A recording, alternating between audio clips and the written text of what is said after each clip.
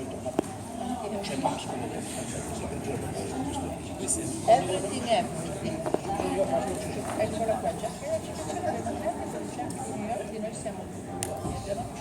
you guys. Hi, Tracy.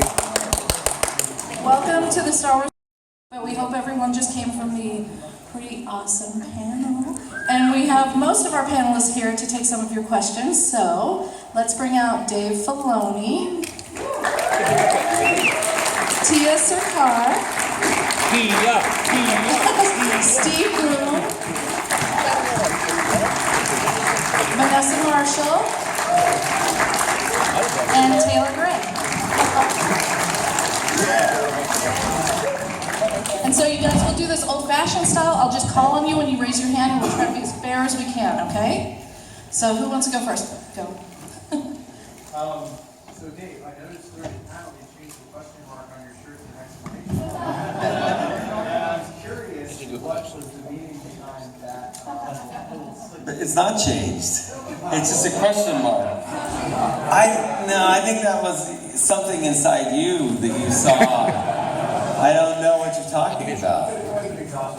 Yeah, I think you're right. Because it looks, that's a question mark. I mean, the printer maybe screwed up. It looks like, thank you though. So. The emotions take over. Interesting question. I didn't see that, yeah. Tia?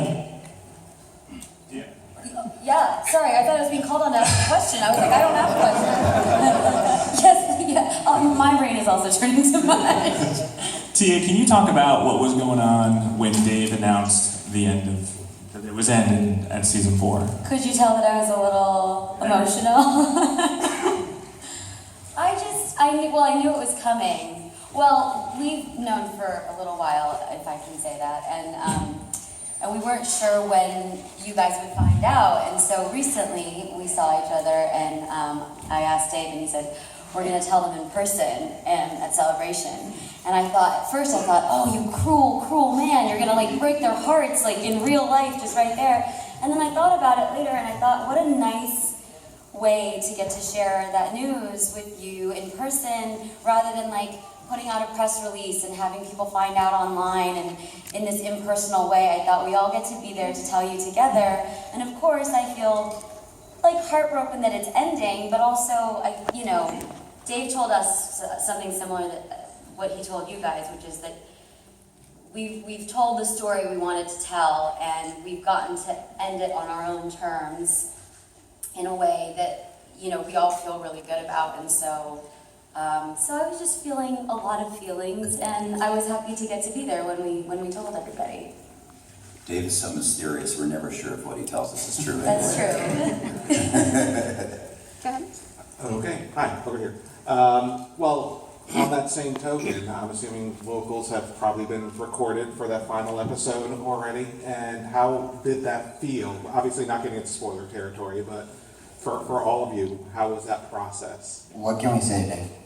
Not much. I wouldn't say much. I mean, I think that to take the pressure off you guys, the plan of this show and everything, and it's just what Star Wars should be, in my opinion, and what I've experienced is, there will be episodes like we screened today that have somewhat of a somber ending, but you have to go through those things with the characters and as the characters to get to some type of conclusion of perhaps joy and feeling of victory. What is your victory without knowing the consequences on some level what defeat could be?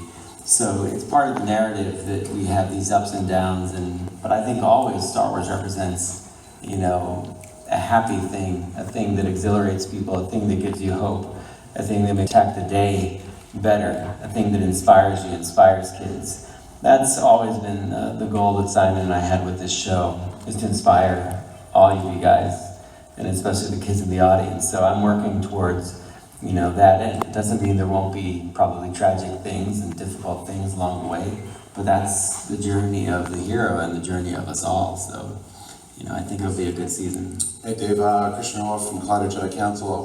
Last season you were asked, you had a definitive answer when you asked about Vader. And you said, well, we're going to scale back on Vader because we don't want to use him too much, we got thrown. Do you have a definitive answer this season about, are we getting more Vader or Emperor, perhaps? Not as definitive, no. Okay. Not as definitive, which is probably a good thing. You get more Thrawn. I like Thrawn. Let's go with that. Okay. Hey guys, Lucas here. Hey, good to see you all. Taylor, I gotta ask you, I feel like we haven't gotten to hear much of your perspective of Ezra's crazy amount of growth in season 3, because you really started in such a bad place at the start of season 3, and then by the end, even knowing that the Lothal thing didn't quite work out, he seemed so much more at peace and so much more resolved. Tell me a little bit about where he is going into season 4, having experienced all of that. I think he matured the most through season 3 out of all the seasons thus far. Season 2 was really him toying with the dark side and seeing what possibilities lie there. But season 3, there were also, the whole Mandalorian thing, and there was a selflessness that he's now learned, and I think that contributes to that peace that you're talking about. And as I had said at the panel that we had done, or whatever, that was awesome. I don't know what to call it, but it's geared him up for season 4. He's kind of in a place where he has to make a decision as to who he wants to be. But season 3 was a lot of realizing what his role was and seeing that sometimes he's gonna have to step up and burden all the responsibility that need be, and other times he's gonna sit back and Sabine will take over. And I think he's grown up a lot and matured, and that's been the fun part of playing this character, because if you look at the very first episode, he's come so far, and he's changed a lot, and it's been super cool. So season 4 is interesting because a lot of decisions are made for Ezra. Hi, Chris from the Star Wars Underworld. I feel like with previous animated projects like the Clone Wars, you guys had a lot of space to grow the show and the characters and mature over five and a half seasons. And I was wondering, with Star Wars Rebels on XD, how do you balance growing the show and growing the characters and becoming more mature with also leaving it as a good entry point for all age demographics? It's tough, but it's Star Wars, and I think when Star Wars is successful, it's always hitting all demographics. It's been something since the very beginning that I think shocked people, because you could go watch Star Wars at the theater in '77, and whether you liked fantasy or sci-fi or not, you enjoyed it. And part of that is the humor that Harrison brings to it, the intensity that Carrie Fisher portrays, and the kind of Luke Skywalker that's in everybody. And that just resonates with people. It could have been anything in Star Wars. My father really liked it because of the music, and he was a big opera person, opera lover and symphony lover, and we related over that. It's connected at its core to the concept of family and watching it together as a family and experiencing the dynamics of the characters as family. So even though now we're in the 4th season, if you check it out, my hope is that you're engaged by the dynamics of these characters, that they make you laugh, that you worry for them. And if you haven't seen the previous seasons, you go, oh my gosh, I better go catch up on this, and see what's going on. But you'll still hopefully enjoy it. If you watch Return of the Jedi and that's your entry point, and you wonder what these little bears about and everything else, you probably go back and watch, A New Hope. Now, that was tougher back then, because you couldn't really do that because you had a Super 8 and you only got a cut down version of it. But, now there are ways. I always marvel at how the things that these characters talk about, you can literally drop in a DVD, and now if you saw today's episode, they're talking about Satine on Mandalore, Bo-Katan's sister. Well, you can go watch that. I did it. It's there. So we live in a strange time for continuity, because it's all available, and that also kind of changes the dynamic of the storyteller as well. Over here, Mike with the Weeby Geeks and Wookiee Radio. Vanessa, we've seen in season 1, season 2, some tension, some relationship between her and Kanan. It develops a lot more and becomes a little more open in season 3. Has that been a relief? And how much more do we get with that going into season 4? I wouldn't call it a relief, per se. Yeah, it's obvious that they've had a connection, and that is explored further. And I think I probably should just leave it there. But I think many fans who've been rooting for the Space Married will find it very moving. Yeah. What is he doing? Rooting for it. Okay. Very good. Anyway, thanks for the question.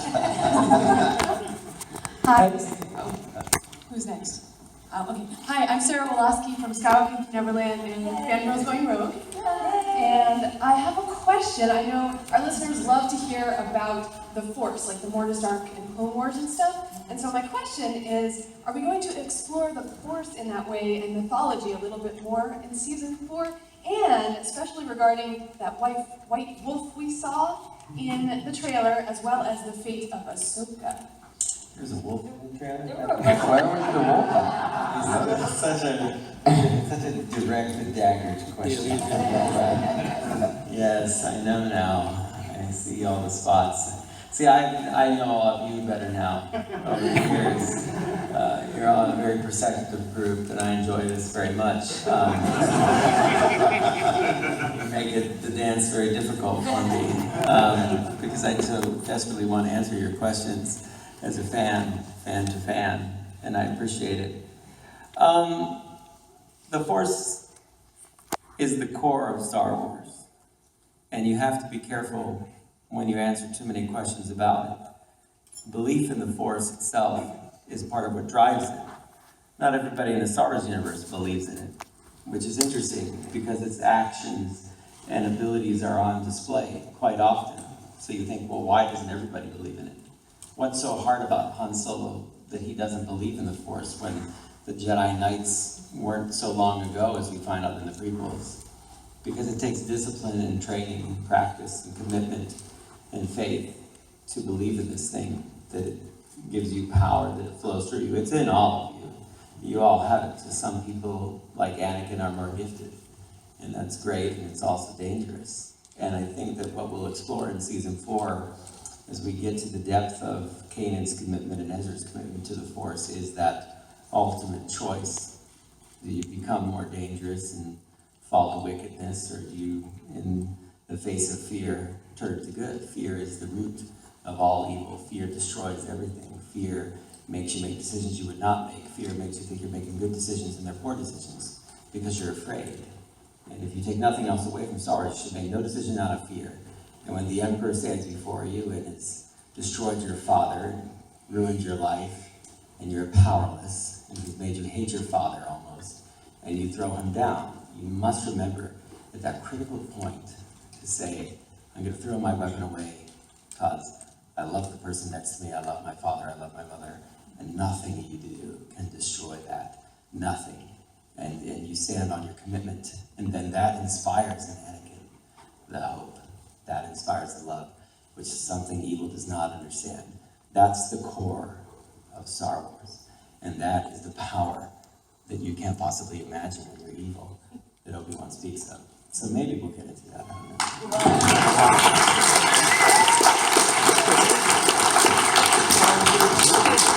Okay, Thomas Riddle, Star Wars in the Classroom, and I'm supposed to follow a question. That's fine. We can talk about, question marks or. We're gonna try that. It didn't work, right? No, so I appreciate what you guys do. Hey, can I say, what you said earlier about inspiring kids, inspiring us all, right? And I would just like to ask each of you, what characteristics of your characters do you hope will serve as inspiration to kids, or all of us? For me, one of my favorite lines that Hera says, "We have hope." And there's something about that I think we all need right now. I know I do. And I draw on Hera's strength in that capacity and her faith in the face of just impossible odds. She's always hopeful. And I hope that kids carry some of that with them when they face their challenges. And for me, I would say that Zeb, with all his muscles, has to find a place of vulnerability and trust after seemingly losing everything. and coming into the series with nothing left to lose, and then building relationships with this family. Now he's got everything to lose. And I think I hope that kids walk away from this knowing that it's okay to be vulnerable, and okay to trust, and okay to have hope, and okay to see that there's something bigger than yourself, even in your darkest moments. It's hard to follow up after either both of those. You're Mandalorian. It's all good. Well, I was just thinking, as you guys were talking, I don't know, it's a little different now that we have seen Sabine interact with her family, her biological family, again, which we never had before, but for seasons 1, 2, and some of 3, you know, I often thought, like, I didn't know where her family was and what the situation was. I knew that maybe eventually we would get there, but I just thought, how nice. There are a lot of people out there whose families, maybe their family situations aren't ideal for whatever reasons. Maybe they've been cast out of their families for whatever reasons, and just that you can find that family bond elsewhere. It doesn't have to be, if your situation is not ideal, there's hope for you still. That, you know, this girl who was sort of on her own and bounty hunting or doing all kinds of, you know, lecherous behavior, I guess. I don't know. Graffiti art. Yeah, well, graffiti art. I don't know what we don't all know everything she was up to. Found this like safe space with these people who are not her blood relatives, but through their shared, you know, struggle and you know, this shared cause, that they became a family, like the tightest family, you know, the strongest bond a family could have. So, you know, just that there is hope out there for people that may be in similar situations. You might not be bounty hunting, but that you might be able to find that somewhere, even if it's not people that you thought you would have that with. Yeah, I would say, with Ezra, it depends where you break it down, but I'd say his strength, really. I wish I was as strong as Ezra was when I was a kid. I feel like that's something that enables you, if you have that strength and believe in yourself the way Ezra does, you can accomplish things that otherwise seem impossible. And with the youth, empowering them, I think, is very important. And so I would say his strength. Also, to piggyback what Steve had said, the willingness to trust. And I mean, there are so many things, his independence, but I narrowed it down to Ezra's strength. I think that's very important for the kids.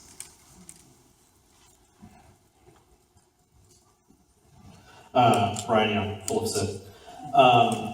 Freddie in the panel talked about how sort of the defining moment for his character was in Trials of the Darksaber, and that sort of defined his character. And as we look back at season 3, and I'm wondering if you all can kind of tell us what it was you feel defined your characters as they changed through season 3. What was that moment for you as an actor or for your characters? Well, mine is easy because it's the same, so I'll just go ahead. Yeah, Trials of the Darksaber, I think, you know, for Sabine, it's like a turning point, and up until that point, we had never, or she had never allowed herself to be in this vulnerable place, and certainly never allowed people that she let into her life and into her world see her in that sort of state. And so, you know, being faced with these new challenges, you know, before it was just like, let's fight the Empire, let's mess up the Empire, what do we have to do, let's do it, and let me do it in my artful, amazing way. But I had sort of Sabine had a laser focus on that. But she was also obviously hiding such pain and fragility so deep inside that she would have never allowed herself to like display, even in front of the people closest to her in her life. And so that moment, I think, is such a turning point. And it also, you know, it's a moment where she either has to be defensive and be sort of the way she's being initially with with Ezra and trying not to allow herself to really, really dig deep and go to where she knows she needs to go. And it's like this moment, this like sort of pivotal moment where she grows up in that moment and she knows what she has to do and she takes control and she faces her biggest fears and she's willing to do it for the greater good and for the good of her families, both of her families. So yeah, Trials of the Darksaber was a moment for me and for Sabine, I think. I'll add to that just because I think it was a beautiful moment when Hera tells Kanan, that you need to trust Sabine and this isn't about you. For me, the actress, that moment meant a lot to me because it showed me just how close she is to Kanan. Because it's those who love you the most that can tell you what you don't want to hear. And I think she's very supportive of his relationship with Ezra and perhaps instrumental, but I think he needed someone to say, for him to, release, what he needed to release in terms of trusting that he is a good teacher and so on and so forth, as he did with Ezra. Hearing that it wasn't about him, I think, was key. And for me, I understood Hera and her relationship with Kanan the most in that moment. And it meant a lot to me that she loved him enough to tell him that. So. My big turning point happened in the previous season in a couple of ways, I think. For all the jokes we've made about Hot Callus, that was a very profound time in the arc of my character, just because I felt like Callus was a mirror for him. He got to look into the darkest places of himself that he hadn't previously been able to, and saw the face of his enemy, and had to really deal with that. And I reacted to that very personally, because I did that at 40 years old in my personal life, and to see that play out in a cartoon was a very profound moment for me. So thanks, Dave, for helping me heal. No problem. I'd say there were a handful of defining moments. I can think of one in season 4, but I can't say that.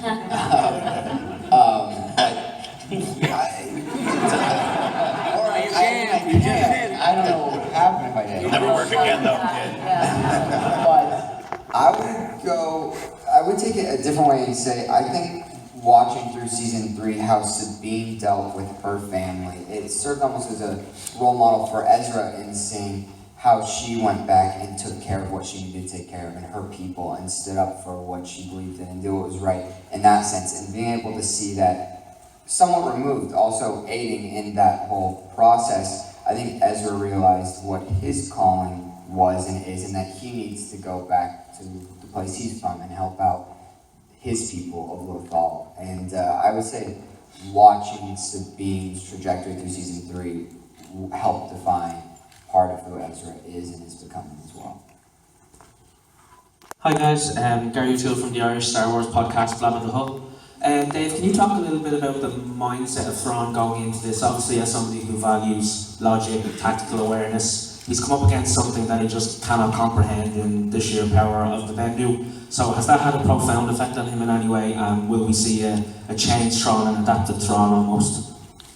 Thrawn in season 4 is operating from a position of victory.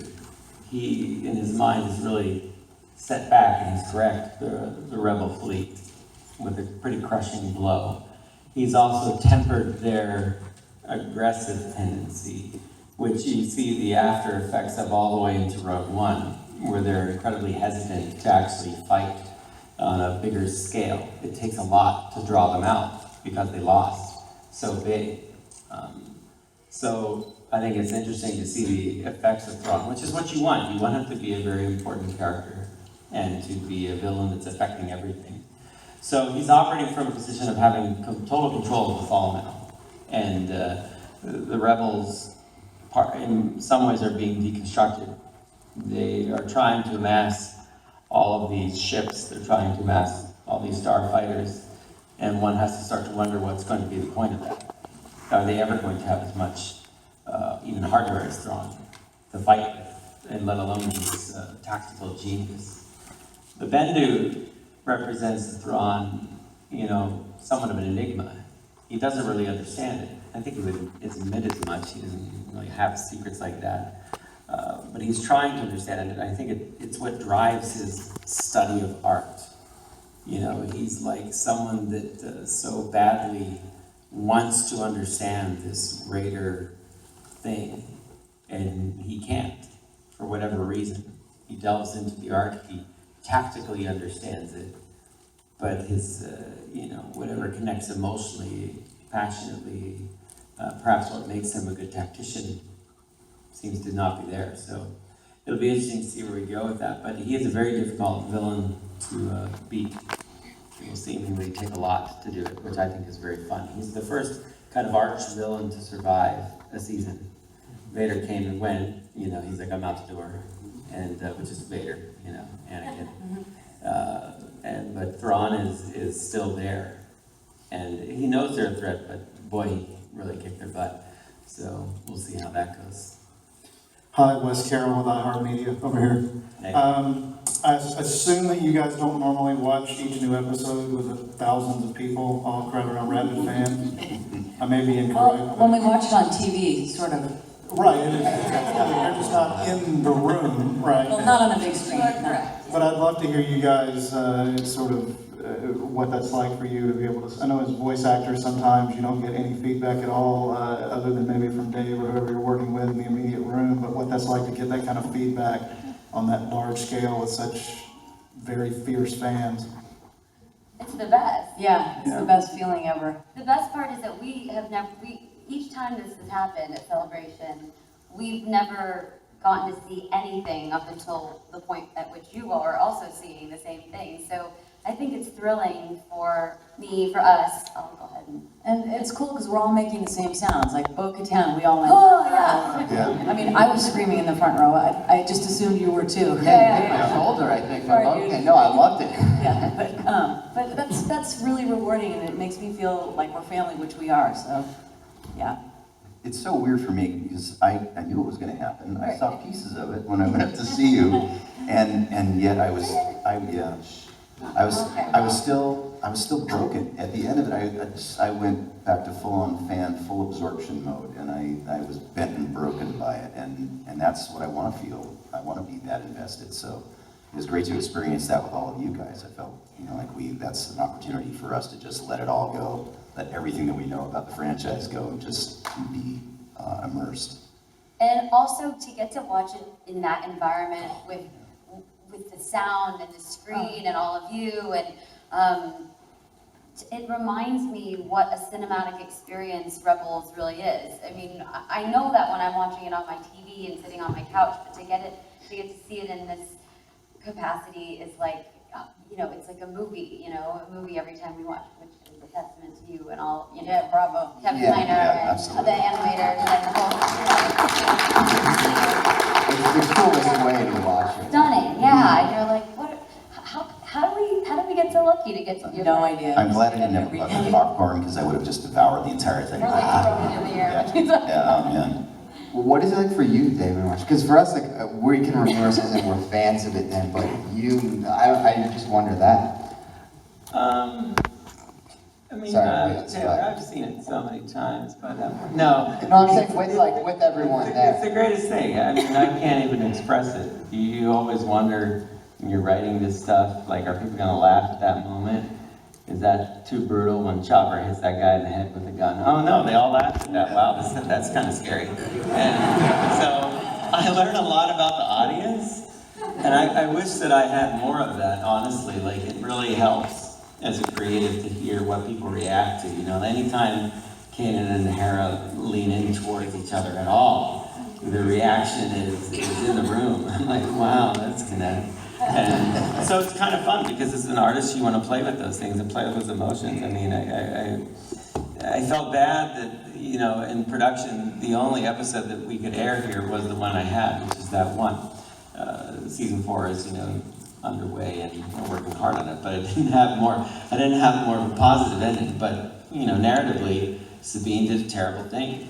And we've talked about since the first season this terrible thing that you did and why you're not with your family and how you're kind of ostracized from the rest of Mandalore. Well, you're going to see the terrible thing that you did. And so what's great about our fans is that I think they get that, and they get that when we take you to that place, and we'll see how everybody deals with it from there, which is coming out the other side of the darkness. But it had to be a terrible thing you did, and the best you could do there is shoot it nicely, so it's beautifully terrible.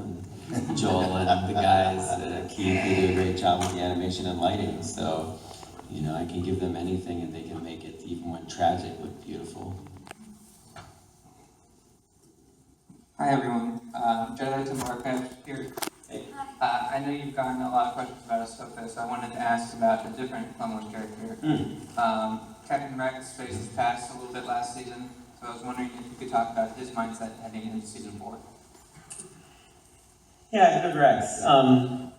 I love that guy. He's been around the block, and I love, this is nothing to do with season 4, as I, slyly evade you, but I've been amazed at how active so many ball cosplayers are playing him, and they just love it, and they get right into it, they shake their heads, like, people seem to love that guy. He relates. Rex is like, in a very real way, the common man, the common soldier, and I've had, people that have served in the military come up and talk about what it's meant to them, his story, the other clones, and the trauma that they've gone through, and it's very real, and it's helped them. So, I think for Rex, the idea for me since Columbus has always been that he is the good soldier. He is the one that's actually fighting, not for the, any politics of the situation, but for the people he's actually trying to protect. And his intention is good, always good, and honorable. He fights with honor.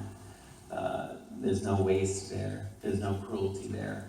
He is a good person and a proud warrior.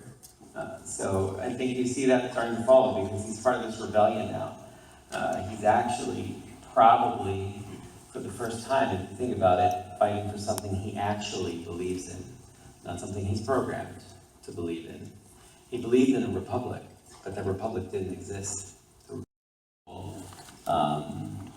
I don't know how much more to say about it. Hera's a really fun character, and one of the reasons why originally I was going to have the narration of the trailer be Kanan, because the Jedi always seem to drive the story, but then I realized that was completely wrong, and it should be Hera as the mom, as the matriarch, as this powerful woman who's put this all in play from the beginning. The rebels are her architecture, it's her framework.